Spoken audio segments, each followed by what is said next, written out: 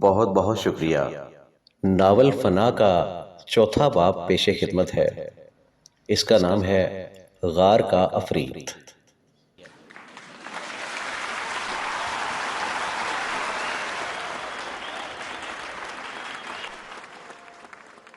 Chanan by ایک لمحہ کے لیے سٹپٹا کر رہ گئی، مگر جلد ہی خود کو سنبھال کر بولی، کون ہے تو؟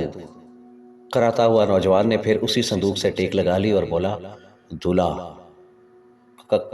کس کا دولہا؟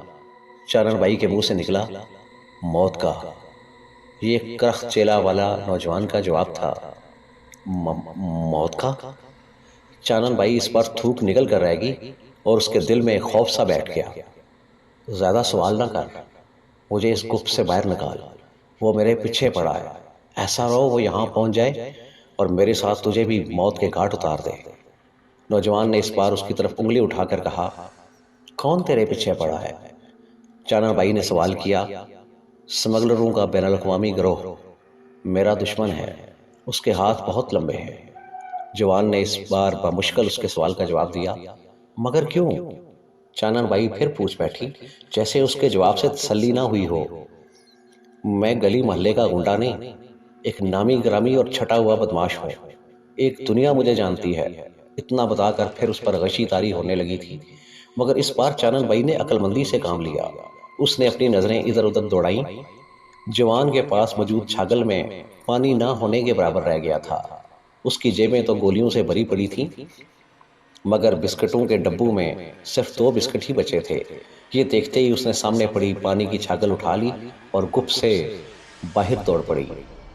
اس گپ سے تھوڑی ہی دور بیلا کے اندر میٹھا شفاف پانی کی ایک نہر تھی، جو چاروں اور سے درختوں میں گری تھی۔ اس کے کنارہ پر صدیوں سے ایک بہت بڑا درخت کا تنا گرا پڑا تھا، اور شام کو من چلے اسی درخت کے تنا پر بیٹھ کر بے یک وقت نہر کے چھل مارتا پانی اور فطرت کے بے مثال حسن سے لطف اندوز ہوا کرتے تھے۔ چانن بائی دوڑتی ہوئی اسی نہر کے کنارہ پر پہنچ گئی۔ یہاں اس نے چھاگل میں موجود پانی کو گرا کر پہلے تو اسے اچھی طرح صاف کیا، پھر اپنے نانا کا پرنا وہ نہر میں دھونے لگی۔ اسے اچھی طرح صاف کرنے کے بعد اس نے پانی کی خالی چھاگل بھری، پھر اس غار کی طرف دوڑ پڑی جس میں دلہا زخمی پڑا تھا۔ راستہ میں اس نے کچھ درختوں کے پتے اور پھل بھی سمیٹ لیے تھے۔ غار میں پہنچتے ہی اس نے پہلے تو اپنے نانا کا گیلا پرنا سے دلہا کا سر، منہ اور بازو میں موجود زخموں سے رشتہ خون کو صاف کرنا شروع کیا۔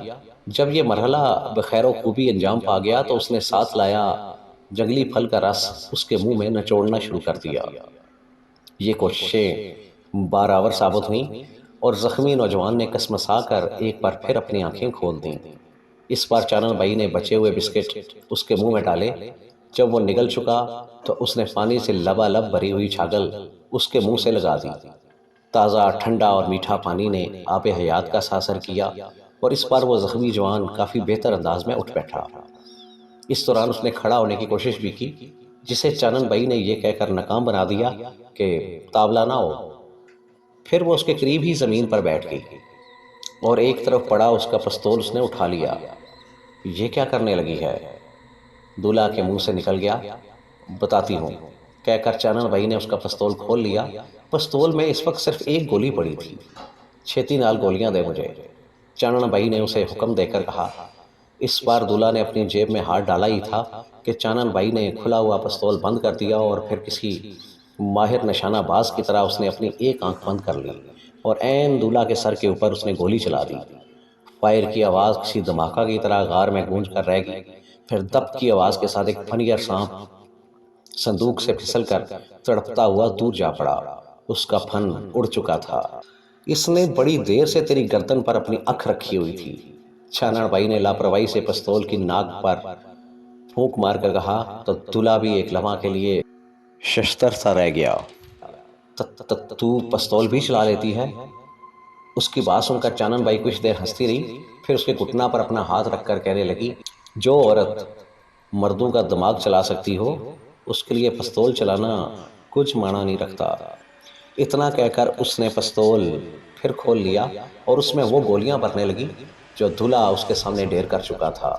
پستول بھر کر اس نے باقی گولیاں دولہا کو موڑ دیں اور اسے صندوق سے پیچھے ہٹنے کا اشارہ کرتے ہوئے بولی، تجھے ایک تماشا دکھاؤں۔ یہ کہہ کر اس نے اپنے کھیسا سے صندوق کی چابی باہر نکال لی، پھر اس نے اسے صندوق کے تالا میں ڈال کر گھما دیا۔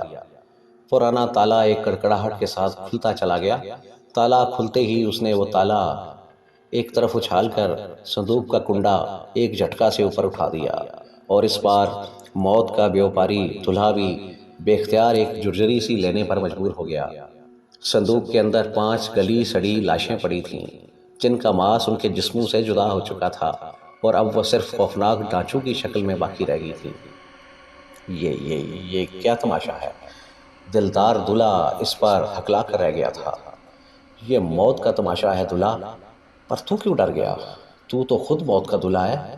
چانن بائی نے اس کی آنکھوں میں دیکھتے ہوئے کچھ ایسے اشارہ کیا جیسے وہ فنا شدہ لاشوں کے پاس نہیں، زندگی سے بھرپور تماشوں کے پاس کھڑی ہو۔